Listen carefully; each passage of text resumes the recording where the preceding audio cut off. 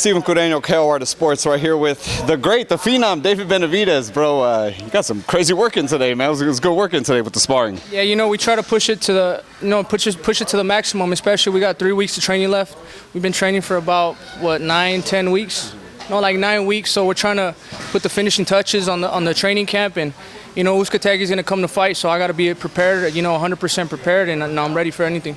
Man, it was kind of neat seeing you and Jose in there, seeing the brothers doing work. I felt like I felt like I was watching you as kids almost. Like it was kind of like you knew his tricks, he knew your tricks. Is that how was sparring Jose? Obviously, you've been doing it all your life. Yeah, you know, that's the perfect way to put it. Definitely, he knows exactly what I'm gonna throw. I know what he's gonna throw, so I think that kind of puts me on my toes even more.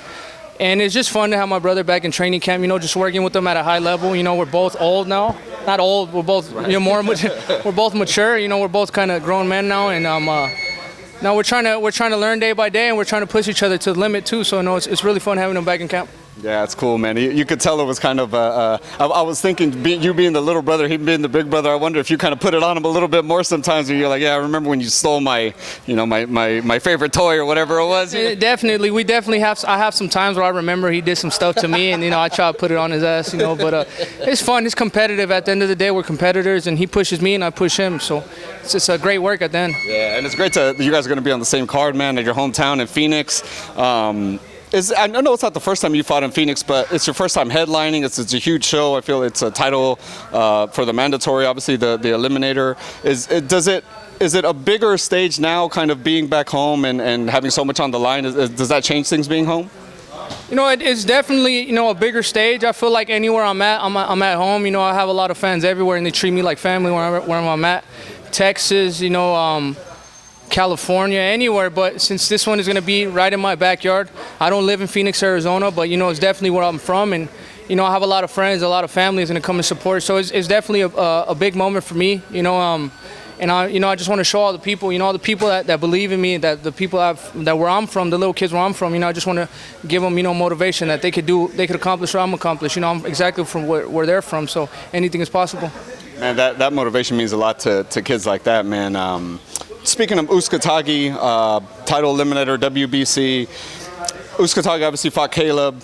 Is there, you know, I know for you the victory's the biggest thing, right, is getting the win, but is there something in you that's kind of like maybe wants to get it, you know, before Caleb? I believe Caleb, we went to decision with him, right? Like, so are you kind of like, maybe not looking for the KO, but would that be a little feather in the cap if you do get it?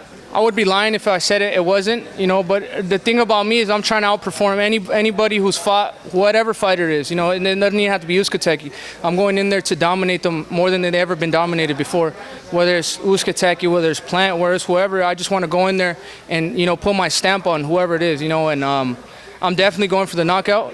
I know it's not going to be easy. He's never been knocked out. He's never been stopped, but I feel like I have what it takes to do it, you know, and I feel like you could kind of agree with me with what you've seen today. You know, I have a big variation of punches. I have a lot of weapons in my arsenal, so we're just going to do things right. I'm not going to, you know, try to move too fast, but it's definitely going to be an action-packed fight all night. I feel like I saw a bunch of different versions of David today in the ring. The kind of on the ropes countering, the standing in the middle of the ring, and then the aggressive. Is that kind of part of the game you're going to show off? Is just a little bit of everything? You could do it all. It's definitely, when I'm in the gym, I kind of do a little bit of everything. I try to touch every subject and every type of fighting style. You know, I think you kind of seen a little bit of shoulder roll. You've seen some on the ropes. You've seen the boxing abilities. You've seen brawling abilities. So whatever style presents itself, come August 28th, I'm gonna be ready for it. If I got to box, if I got to brawl, if I got to be on the ropes, you know, I'm gonna be ready for any situation that comes my way. Yeah, you could tell you're ready now, man, for sure. Being this is for the WBC eliminator, the WBC has done stuff before, like making Canelo a super champion. Obviously, Canelo's the WBC champion right now. Is that a concern of yours at all? Is that just something, you know, you really can't? It's kind of out of your control. It is what it is. You'll deal with it when it comes. It is what it is. You know, whatever ranks I got to go through to get to where I want to get to. I mean, I'm fine with it. If I got to go through interim title, you know, a silver title, a world title, you know, and then a franchise title is fine with me, as long as, you know, it's not like I'm here for 3 more fights and I'm just looking for a big payday. I'm looking to be here for at least 10 more years, you know, if anything, a little bit longer, because maybe 10 years, yeah, 35, yeah, maybe probably 10 years, you know, we'll see what it is. But it's not like I'm. Pacquiao's fighting at 42. Yeah, I'm not. It's not like I'm looking for 3 fights. I'm not just looking for a payday. You know, I'm looking to be here for a long, long time. So whatever ranks I got to go through, I got enough time to wait to go through anything. What was your reaction, man, when you heard the Canelo Plant fight got kind of dissolved? And I mean, as of now, it's not happening. I'm just, you know, I'm very curious to see why it fell through. You know, you hear a lot of things happening on why it fell through, but I mean, if I honestly don't think Caleb Plant is lying when he said he gave every demand that they wanted to give. So I'm really curious on what happened, why the negotiations fell through. But it is what it is, man. You know, sometimes, there's sometimes little things fuck up fights like that. You see Mayweather and Pacquiao, you know, for years and years they didn't get the fight in, but the good thing is that, you know, I'm good on both sides though. You know, when I win this title eliminator, I potentially fight Canelo. If I don't fight Canelo, well, what's the best next fight for me? Caleb Plant at 168 in PBC. So, I mean, it really doesn't matter to me. I'm in a great position either way, so I just gotta, you know, take care of my task in front of me and then win. And not only just win impressively, and then I'm on to the next. Do you feel that it's one of those two guys for you next? Well, I mean, obviously that's your choice, right? Like you would want either one of those two, obviously Canelo, in that order, probably Canelo Plant. But do you think that that's realistic? Do you think that will happen for you at least next? I don't see why not, man. I feel like, you know, I've earned it and I deserve it, you know. But first of all, I got to get through Uzcategui. I'm not going to speak on something after that. I got to take care of a warrior in front of me. But when I get past Uzcategui, I mean, I've earned it. You know what I mean? I've earned a big fight. I mean, I feel like I'm the only one in the whole roster of PBC that hasn't had a big fight yet. I've been here for I've been professional 8 years already. You know what I mean? And so I feel like I'm not only asking for opportunity, I've earned it. You know, I've been champion twice.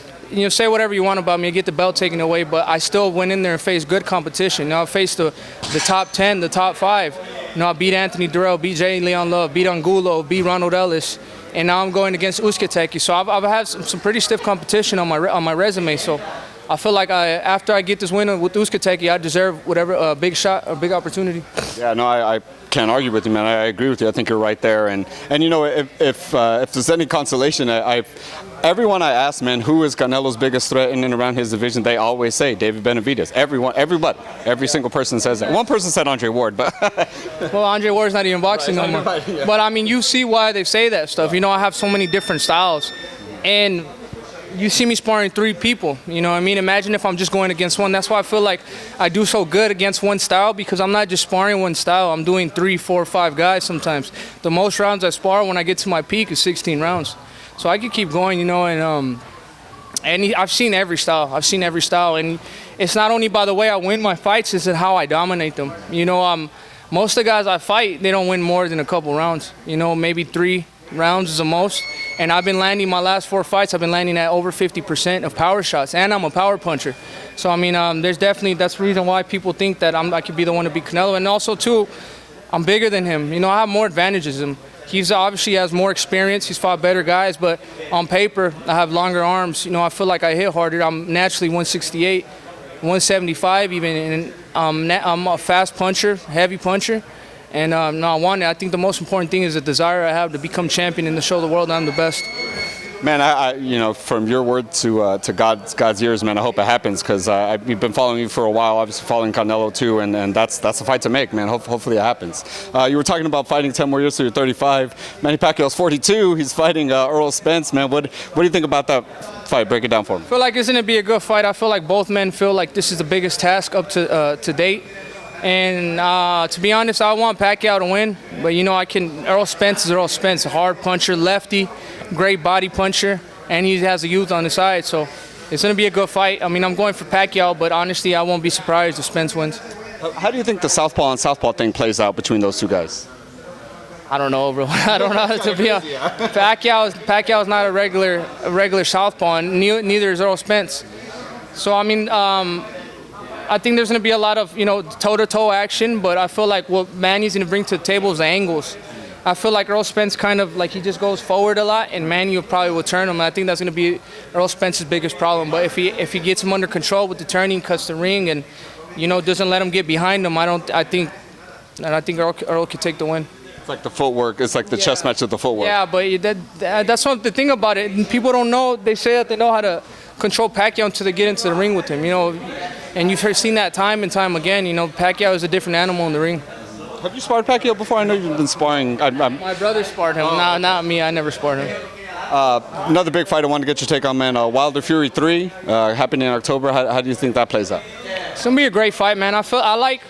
To be honest, I like the quiet and the focus that Wilder's had. And that to me speaks volumes on its own because he's probably just been focused this whole time. I think since he took the loss, he's probably been putting in work. And it's kind of a good thing and a bad thing the way Fury beat Wilder, you know what I mean? Because you don't know what's true about the fight, you know, the controversy with Wilder and what is not true. I mean, obviously I feel like the shit he came on with, it probably did affect him, and then his eardrum, his equilibrium being bust.